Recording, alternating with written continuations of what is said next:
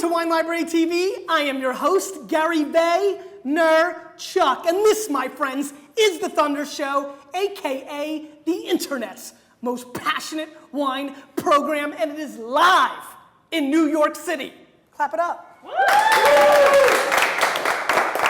We're tasting 3 wines today from Portugal. I'm excited on many levels. One, this is the beginning of live New York City week, 5 days this week in Manhattan. It's gonna be a lot of fun. People are watching, it excites me, I like the people. 2, the New York Jets play tonight. And Mr. Mark Sanchez makes his first start as a rookie. I'm excited about that. We'll see against the Ravens. I'm nervous. I'm gonna drink these wines, run home, and watch the game. But what I'm probably most excited about is I have some lovely people sharing these wines with me, and we're talking about a country that all of you know out there that I am massively passionate about, and that's Portugal. I think Portugal is by, what are you shaking your head for? Portugal's great, great place. Yeah? Good times. You've been there? Good people, solid people. How many times have you been there?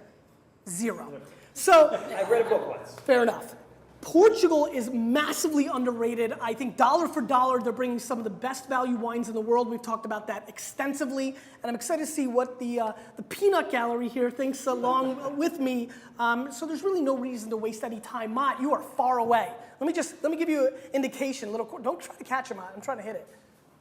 Ooh, just short. Do you see what I'm saying? Right on. It is far. Windage 3 off. Mott, oh. Wow. That's got an arm on it. How about my catch? It's impressive too. Quinta, Ameal, 2006 Loureiro, $15. This is a Vinho Verde made from the Loureiro grape, which is really an unheralded grape out of Portugal. The white wine that I think brings the most under the table. Let's be very nice and pass it along to each other.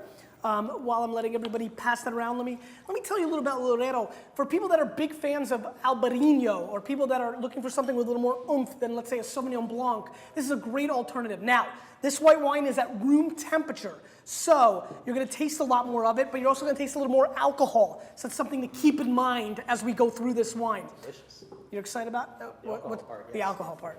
Fair enough. Let's take a look at the color. One thing you're gonna notice is this is much more oily and a little bit darker, kind of in between. For a light style wine, it's almost got Chardonnay-like color, all right? Now let's give it a little bit of a sniffy sniff. Great point you made earlier. These glasses are meh, but we'll see what we can do. Little sniffy sniff. So what do we get?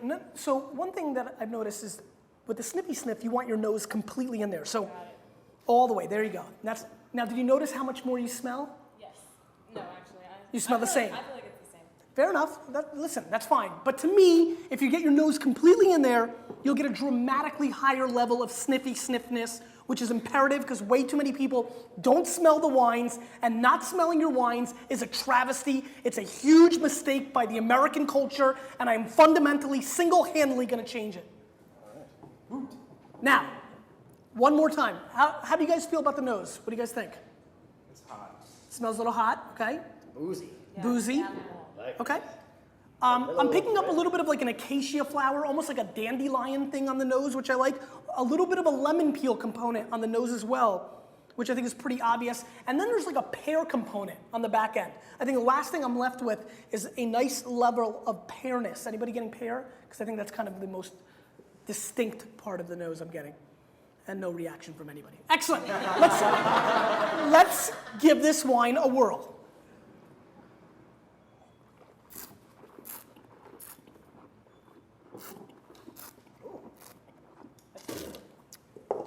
Now it's warm, which is unusual for, probably a lot of you to drink wine at this room temperature level, but there's a lot of acid in the third quarter. It's kind of and then a high acid, and then it kind of smooths out. So third quarter acid action on this wine, which I think is kind of interesting. Again, very obvious golden apple flavors dominate. It's almost like apple juice. Would you guys agree with that? You can see, yeah. I mean, very heavy apple juice flavors, which is fine. Mott likes that. Joke.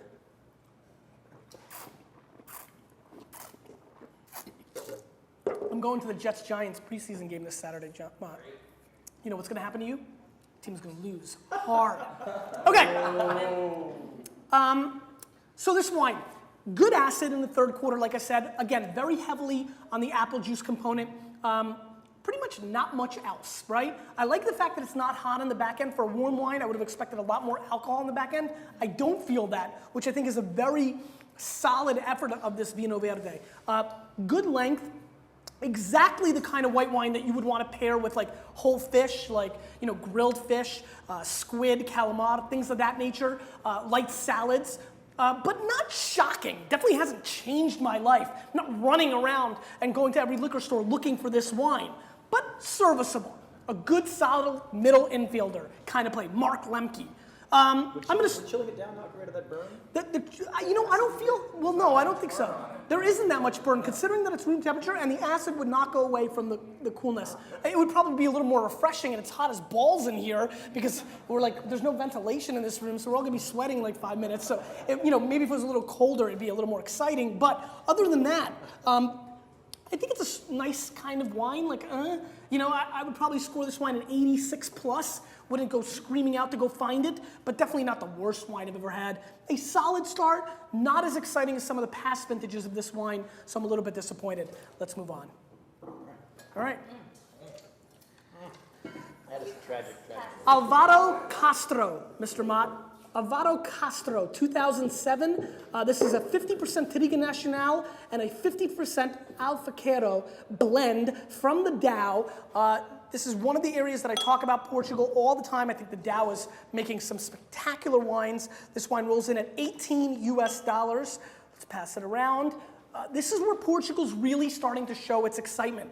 Most people, when they were used to Portuguese wines, were used to port wines. Big $40, $50 dessert wine style. But we've been seeing more and more people get into the Portuguese reds, the Douro, the Dow, Alentejo. These areas are producing really substantially exciting wines. And more importantly, they bring enormous value to the table. So let's see what's going on here as everybody's swirling and rinsing. It's taking a little while, but I'm gonna go ahead and give this wine a snippy sniff, because that's how I roll. Now this has an interesting, I'm gonna actually wait. I'm gonna be polite. While we're waiting for the wine to go around, you like that, right? While we're waiting, why don't you guys tell everybody, why don't you tell the Vayner Nation who you are and what your favorite wine is?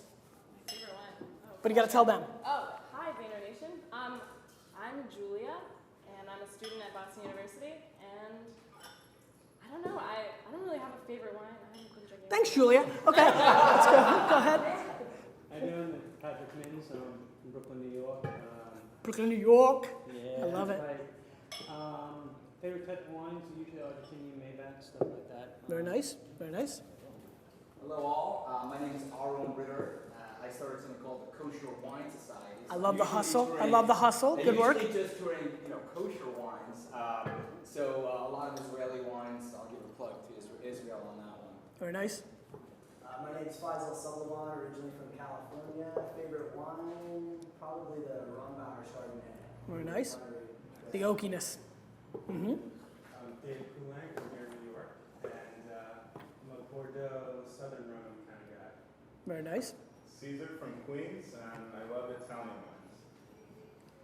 And I'm Ulrika, and I work here at the Roger Smith Hotel. And my favorite reds right now are Pinot Noir, and whites I would say an Albarino. All right. I'm Johnny from Tiki Bar TV. How are you? I'm more of a cocktail guy. When I go for the wine, I like the sparkling bubble, so I like the Veuve Clicquot. Wherever Very you nice. go, Veuve Clicquot. And how about for a cocktail? Oh, Mai Tai. All right, let's give this a sniffy sniff, because I think you're going to notice right away a very unique thing going on the nose. This is almost kind of like a burnt rubber kind of thing going on, almost like you put an action figure in a microwave and just melted it down. There's that plastic burnt thing going on. Boiled calculator. Yeah, right? Yeah, absolutely. It's definitely got that thing going on. It's a little rony, It- except it's too fruity. Yeah, it does have a little roniness, because you're getting a little pepper and a little strawberry, which is so common with Chateauneuf de Pape Southern Rhone. Let's see what's going on the flavor. Let's give it a whirl.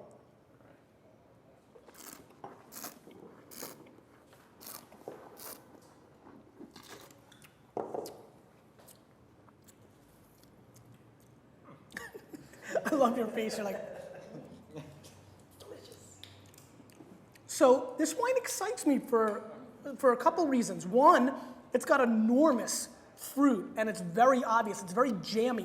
And there's also a delicious black pepper, almost venison-like meaty gaminess. I feel like we were like a tribe and we went out and killed a boar and just like bit into it. I mean, it's got that gaminess that I love in red wines. For a Rhone drinker, I think you're gonna find a lot of appeal to this wine. You like this wine?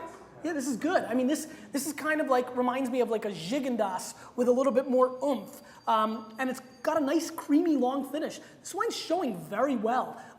Good meatiness, ripe, big, bold. Let me give it one more shot.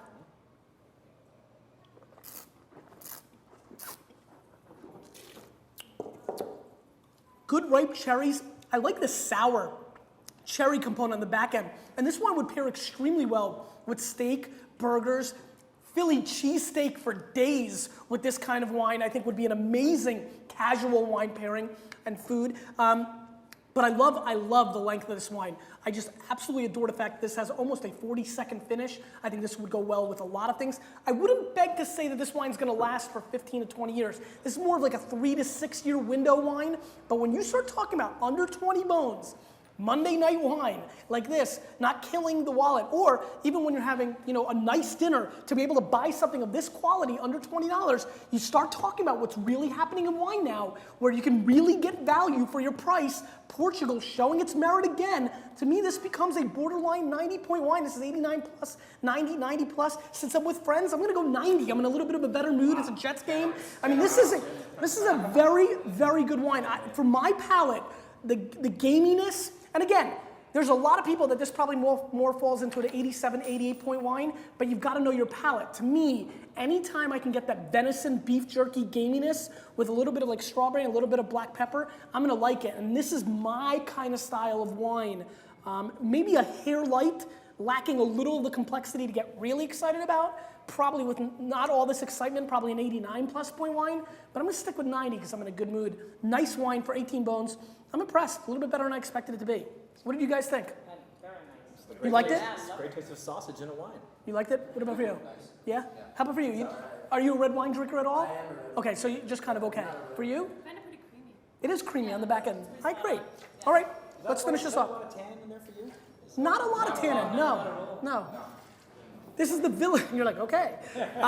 Vila Santa, 2006, from Alentejo. This is a huge blend, 30% Aragones, 30% Terriga Nacional, 15% Trincadeira, 15% Alicante Boucher, and 10% Cabernet Sauvignon, a big blend of a wine. Alentejo, really, and 2% Jägermeister. Really up and coming area. 91 points, wine enthusiast, 16 US dollars. I'm excited about this. Let's see what happens. That's a well-priced wine. Yeah, it's a nice, I mean, this is what you smell it already. Yeah, the bouquet, I agree. It has a much bigger bouquet than the last couple wines. The really sweet spot for Portuguese reds is really in that $12 to $20 range, and you're gonna continue to see great value coming out of Portugal at this price range. Though, I've been yelling and screaming about Portugal forever now, and everybody knows where I stand. I do want to mention about 2 or 3 weeks ago, I had 4 or 5 Portuguese wines I was kind of just tasting, 0 for 5. So, as exciting as it gets, it's still individual wines. Not all people named Gary are awesome. It's kind of one of those things, you know what I mean? Yeah. No country gets a pass in the Vayner Nation. No You country. gotta earn that passport. Every You time. keep renewing. Every time. All right, left side or right side. Let's give it a little sniffy sniff while they're pouring. What are you getting on the nose? Serious, that was nice. Syrupy, right? Yeah, Sugary. Berries. I smell berries. A lot of berries, right? Yeah. Do you like this nose more? Yeah. It's got a very. Sweetness to it. There's a. Almost too sweet. Yeah. Listen, I hear you. Clearly, there's a fruit roll-up kind of candy, like Raz's, kind of like red and cherry, strawberry, grape candy play here on the nose, almost like nerd candy reduction. Yeah, just very candy-like. All right, let's give it a whirl.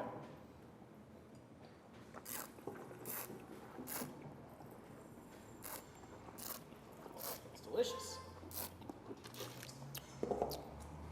Now this is a little bit more tannins than the last wine for sure. A biting tannins, almost like a dark chocolate component on the mid palate.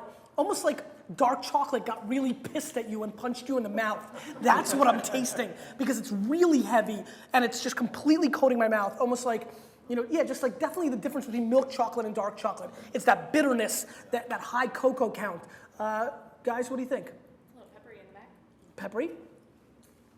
Dry, very dry, and I don't know. Herbaceous. Yeah. I get just kind of hit me with a little bit of herbaceousness. Really what That finish is still going. Yeah, long finish for sure. I thought the herbaceous was good, earthy. Yeah, like tea-like, right? Exactly. I like the nose better on the first one. Mm-hmm. I like the weight on the palate on this one. So you like the nose of this first red wine, but you like the body of this wine. And how about the flavor? I think I prefer this one. Very interesting. Good. I think it's better overall, a little floral maybe, fruit and Yeah. flowers. And Yeah. I like the other one better, but Okay. this is really gets to you. It's got the aridness like a sandstorm. Yeah. just like maybe Isn't that more like a rattlesnake? Not a That's snake. what- just set out for like another 2 hours or so. Yeah, I think this one needs a little bit, I agree. I think this wine needs a little bit more breathing. I think what's interesting about this wine is this tends to be a little bit more, I would say almost like Bordeaux-like, whereas the last one was a little more Rhone-like. This tends to have a little bit more body. I like it. It's a little bit, it has less of the flavor characteristics that appeal to me.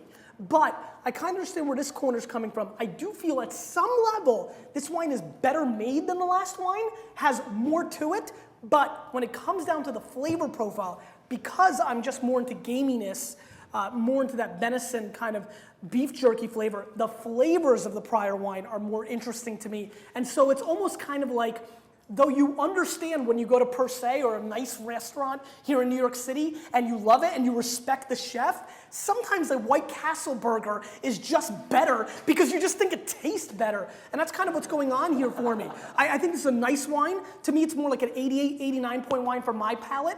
Probably, again, because of the flavor, the last wine was more of an 87 point wine, technically speaking. But the flavor sang to me. This one less so. I can get this flavor in a lot more places in the world. It's a more standard red wine, cab, big, tannin flavor profile. It doesn't have the nuances that the prior wine had, but I like it. And again, once again, I don't know about you guys or who's watching or who's out there outside, when you start drinking all the $15 to $30 California wines that I drink every day and Bordeaux, there's so much disgusting, awful, horrible garbage that's being poured in our mouths from $20 from many places.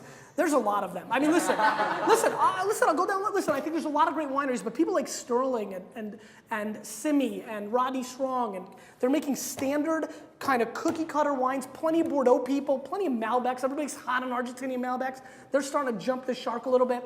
The one thing that's exciting me is that with these wines, you're getting at least some form of terroir. You're getting some form of characteristics, and that's what makes Portugal interesting to me. I'm going to score 88 plus points. I like it. To me, the Castro really won the day for my palate. It seems like, let's do this. Favorite wines. Wine number 1, raise your hand. Wine number 2. Wine number 3. Good. So it seems like Castro, but both wines, under 20 bones, I thought kind of brought the thunder. The white wine was a little bit too boring, and I felt could be replicated for $8 to $12. Question of the day. We're here in Manhattan, so let's play a little word association. I say New York City, you say. You, with a little bit of me, we are changing the wine world. Awesome. Thank you, guys.